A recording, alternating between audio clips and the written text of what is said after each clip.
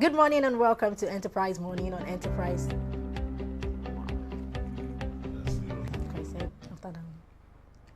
Good morning and welcome to Enterprise Morning on Enterprise Television. I am Kende Bodering. And I am Henry Igwebike. All right, it's the start of a new day and we are glad to have you on the show. We will kick off with today's newspaper review before diving into the main conversation of the day. Trust me, you don't want to miss a moment with us. You can join the conversation by dropping your comments, liking and following us on all our social media platforms at Enterprise TV 7. So joining us to share the matters at hand is Emeka Madunagu. He's a journalist and a public affairs analyst. Thank you so much for always joining. Good morning to you, Emeka.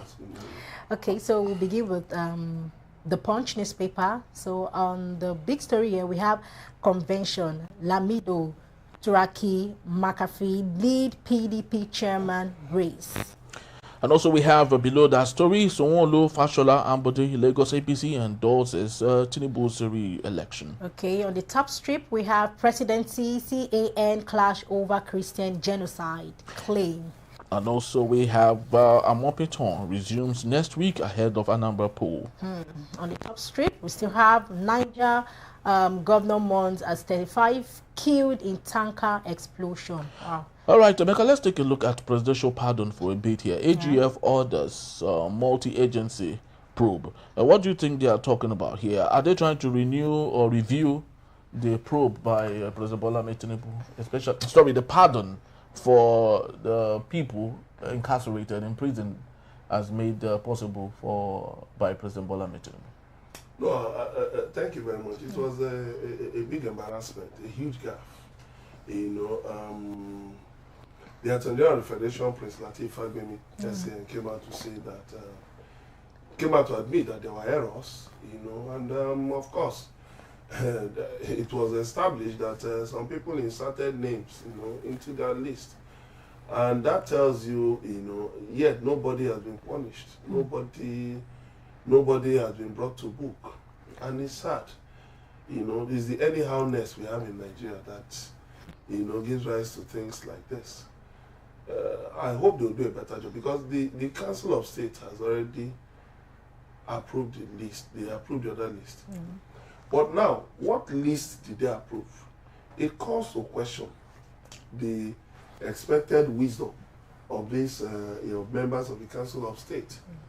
Did they go through the list? Did they ask for explanations?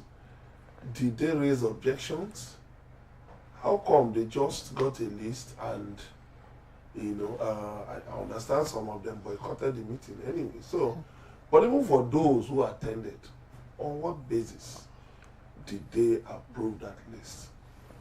It was really embarrassing. Okay, that's good. So, how might these affect the credibility of the judicial system? No, it's not about the justice system. The justice system has, the cases have gone through court, and these people have been convicted, and kept in prison. So the judges, the lawyers, the prosecutors, the witnesses, security agencies, they've done their job. So, but we should be very careful in dishing out these pardons because you have to consider the work, the effort that have been put in by the different parties. What it took to apprehend some of these people. What it took again to get them, to bring them to book and all of that. So when you just come and grant pardon, it's as if you are just writing off all the work, all the labor, the risks that were taken. Yes, it's within the prerogative of the president to grant pardon, but these things should be done with, much thinking, and there should not be any room for suspicion. For instance, some of the characters on that list, how do you justify granting them a pardon? How? How do you justify granting them a pardon? What message are you passing to the society? Huh? What are we actually doing? That list, I think they should just drop that list and go back to the drawing board. All right, so let's take a look at the Guardian newspaper for a bit here. We have a federal government promises or promise fades as pricey phones and services shut out poor Nigerians. We also have why Nigeria should not be designated country of concern. Kuka. Okay, we equally have as APC rallies behind Tinubu, ex-minister wants corruption, poverty, pushing nation to the edge. We also have we will go after enemies of our sovereignty. CDS. All right, Mecca, let's take a look at that particular one, going after enemies of our sovereignty. CDS states, I do not know, is it referring to that of Nnamdi Kanu? Is it referring to that of, which else now? The alleged coup? Which exactly is he talking about? Because the facts are actually not here from the pages.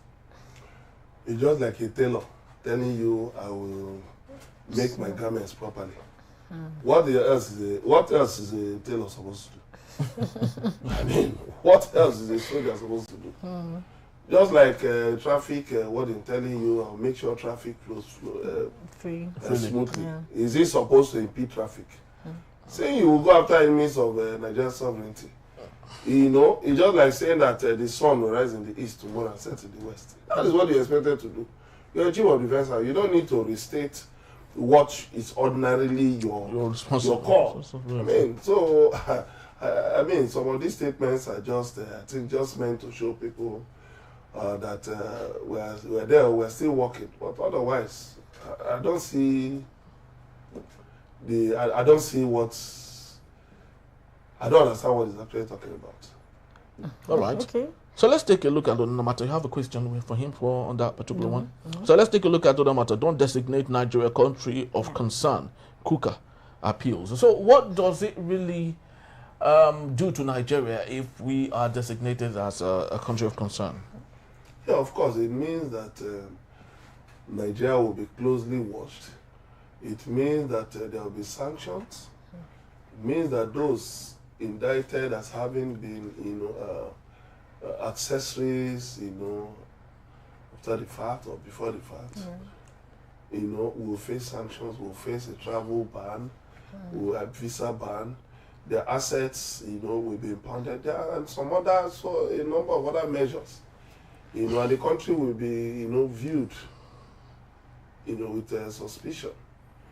The sad thing is that the Nigerian government has been more interested in being defensive than actually playing diplomacy. Okay. When you are now playing a game with numbers and saying that Boko Haram insurgents have killed more Muslims than Christians, what you are doing is that you are admitting your failure. That you have failed spectacularly in protecting your citizens. That is one. Two, you have admitted that there are actually killings in your country on the basis of religion. These are talking points. These are talking points that bring about interpretations. So when you say that more Muslims are being killed, that begs the question. Because people have actually, those pushing this have actually put facts on the ground. They've told you 52,000 Christians killed. They've brought evidence, to you. They've laid out everything. There's nothing hidden. All the facts are in the open.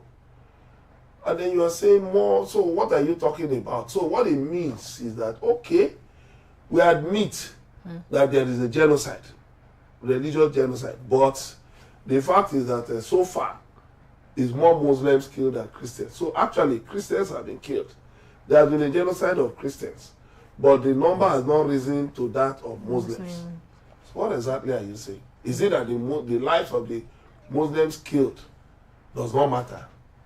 Is it that the Muslims are to blame for the killing of Christians? I mean, the Muslims killed are to be blamed for killing of Christians, or the Muslims killed the killing of the Muslims should be blamed on Christians. So in that, at that level, you lose the plot, you lose the argument. It's a simple thing to admit that yes, there have been security failures, but we are working on them and we need help.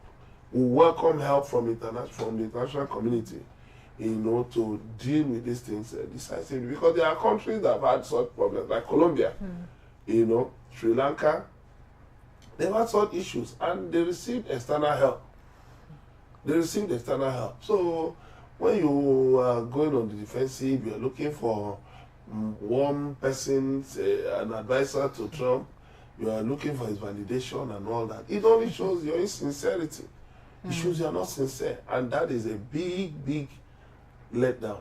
Okay. So what can be done to foster peace between these different faith groups? The thing is very simple. Fix the economy. Take many people out of the temptation of joining insurgents. That is the key thing. You see, the insurgents, whether north, south, east, or west, they prey on ordinary people. They kidnap businessmen, they kidnap businesswomen, they kill military officers, they kill security officers, they burn, they destroy buildings, they do all kinds of things, they engage in illegal mining, and all different kinds of crime. And what is the motivation? They have to bring something to use in catching people. Oh, we are fighting to establish a jihad. But the Sultan of Sokoto has said that jihad doesn't mean killing people. But the question is this: when the instances mentioned, certain things were used, certain expressions were used, and these expressions, they were used deliberately by those committing these things to imply a religious motive. So when you are saying that you want a solution, you yourself, he who comes to equity must come with clean hands. When you are trying to pretend that there is nothing like that, but there are photographs, a photograph of one cleric, is it that in Plateau State, whose congregation was wiped out, his family was wiped out. People are now trying to help the man to get back on his feet. There are records from missionaries, from Christian groups, NGOs, foundations, people in IDP camps. Nigerians, these are Nigerians who have been uprooted from their places of residence, from their farms, from their homes, and they've been on the IDP camps. And there is no serious effort on the part of the government to get these people back to their places of abode, because we are still playing politics. We are still playing politics of the identity, of the ethnic identity of the attackers. We are still playing politics of headers versus farmers, which is nothing. It's just a plot twist, trying to engineer the narrative to make it look like it's headers and farmers. Meanwhile, for decades, headers and farmers have lived together without conflicts. But at the end of the day, people will call that they have been attacked, or their villages have been attacked. How many times have security agents responded to such calls? So they should stop being defensive and just deal with socioeconomic factors. And stop weaponizing religion. Stop weaponizing religion. Stop using religion for politics. Because you only know where you start. You don't know where, down the road, how far down the road, that other people will kick the can. Very true. All right, I think we'll have to leave it at this particular point, just to let you know that Emeka would be here to take us on our main conversation. That is when we return. Abuja court orders detention of Kanu's lawyer, a brother, 10 protesters. That's in the Beat Still Enterprise Morning. Don't go anywhere. We'll be right back.